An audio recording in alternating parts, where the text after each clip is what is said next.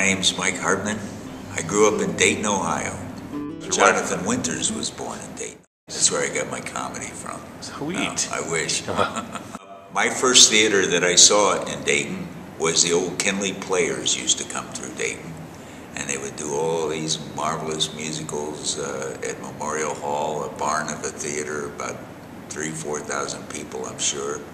And I'd see Anna Maria Alberghetti in West Side Story, and Paul Lynde in Something or Other, Juliet Prowse. That was my first theater that I saw.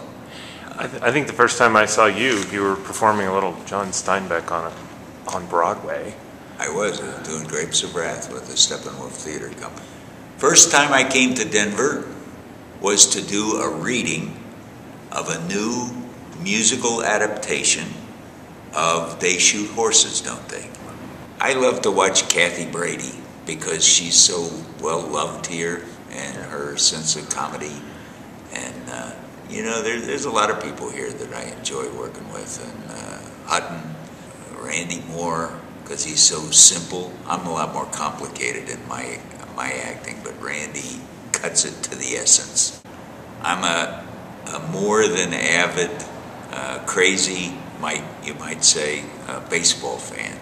I grew up a Cincinnati Reds fan, but in 1965 the Cincinnati Reds traded Frankie Robinson to the Baltimore Orioles, and I was the fan to be named later. So I was part of the trade, and I have followed the Orioles since '65.